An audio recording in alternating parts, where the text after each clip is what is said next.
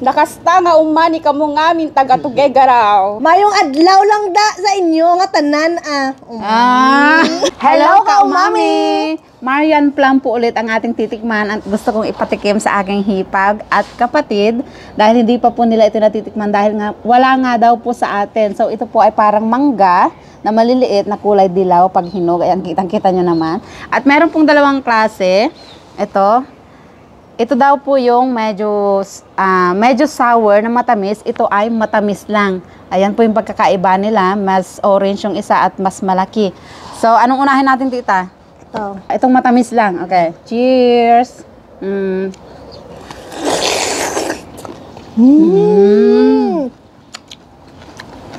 Pwede mo kain yung balat. Walang pait yung balat na malutong. At yung laman po niya sa loob ay ganyan. Malambot. Yung iba, binabalatan din nila kung ayaw nila ng balat. Pero pwede.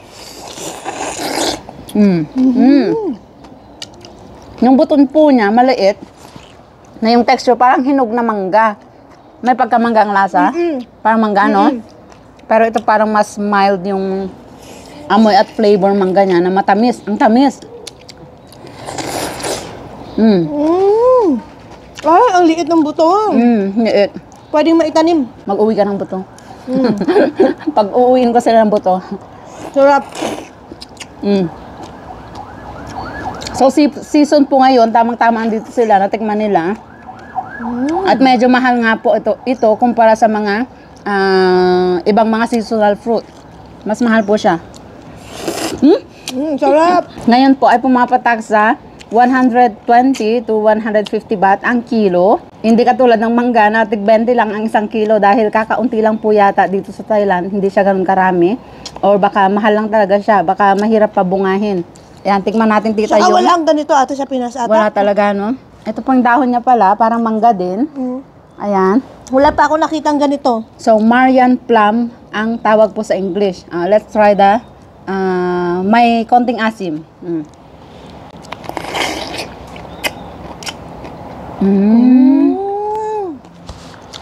Mas gusto ko to dahil naglalaban yung asim at tamis niya. Anong mas gusto mo? Masarap din to. Tsaka yung pagka-crunchy ng skin niya, parang mas okay, no? At mas malalaki, mas maraming laman. Gusto ko to. Hindi nakakaumay. Ito matamis lang, parang boring siyang kainin na mas manipis ang laman. Ito hindi nakakaumay. Ito, ang malaki, ang sarap. So, mag-uuwi ka ng buto, buhayin mo doon para matikman ng ating mga kababayan. Pwede ba ito may uwi? Ang ganda, oh. Ang lalaki. Pwede ba itong may uwi? Maraming nagtatanong sa mga gustong mamasyal kung ano daw ang mga season na prutas ngayon. So, ito po, at marami pang iba. At nabili po namin ito sa Pathum Thani, Talat Thai Market. Pero kahit sa ang market ay meron po ito. Sa mga grocery store, meron din. Ayan, subukan nyo po. Napakasarap. At meron po pala tayong isa-shoutout na isang ka-umami na kaibigan daw ng aking kapatid na naka-base ngayon sa Taiwan. Shoutout ka-umami Nes Pascual. Shoutout ka, Umami! Thank you sa support at panonood. Ayan. At sa iba pa nating mga ka-umami na nanonood kung saan man kayo panig ng mundo. Damong salamat! Damong salamat. Sa mga ka-umami na taga Iloilo, i-follow po natin ang aking hipag na si Michelle. Ayan, marami po siyang mga i-share na adventure and food trip dito sa Thailand. Panoorin niyo po. Baka magka-ideya kayo kung pupunta rin kayo ng Thailand. At ipapatikim naman natin sa isa ko pang hipag itong Marian Plum. Tita Marian, ayan, tama-tama kapangalan niya. Ayan, itry mo naman, Tita Marian, ang iyong kapangalan na prutas. So, ito, mas gusto namin tong may konting asim. Ito, tamis lang. Ayan, bahala ka na kung anong gusto mo. Ito yung tamis lang. Ito yung may konting asim. Oh, cheers, anong cheers, gusto mo? cheers. Ito, nakagat ko na. Cheers! Wow! Sarap sika. Ito matamis ate, matamis lang. Yes. Ito yung may asim. O, ikumpara mo siya. Ang sarap. Walang tao. No? Para may pangontra, ano? Ito kasi, ang sarap, pero parang boring siya kainin. Wala man lang asim. Sarap.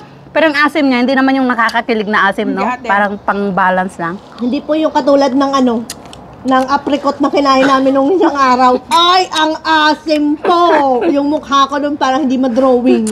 Diyos Ayan. ko. Subukan po natin ipauwi sa kanila, baka sakaling tumubo, para matikman natin dyan. May gusto kang kamustahin sa ating mga kababayan sa Tuguegarao? Shout out sa mga taga Tuguegarao. Ayan. Hi kay Tita Vids. Mga katita Bills, mga kaumami na taga Tuguegarao. Ayan, salamat po sa inyo. At sa mga pinsan ko dyan. Hello mga Cheers. pinsan. So sa Tuguegarao ay ibanag po ang lengguwahe. Tita Marian, batiin mo sila ng lengguwaheng ibanag. Nakasta nga umani kamo ngamin taga Tuguegarao. Wow! Ano, para ulitin natin? Nakasta nga umani nga Ni kamo. nagkamo na Tuguegarao. sorry. Yun na yun. Magkasta. Nakasta nga Nakasta nga umma. nakasta nga umma. Ni kamo ngamin. Ni kamunganin. Na taga Tuguegarao. Na taga Tuguegarao. Ang hirap pala. Oh. Sa amon. Mayong adlaw lang da sa inyo nga tanan Ah. Ayan, Ayan, naimbag nga bigat ka na kayo amin kakapsat nga Ilocano. Ayan, so sana natuwa na naman kayo sa aming bagong food adventure for today. Pag-share po ang video. Matitikman nyo ito soon kung mapapatubo nila yung kanilang itatanim. Thank you for watching!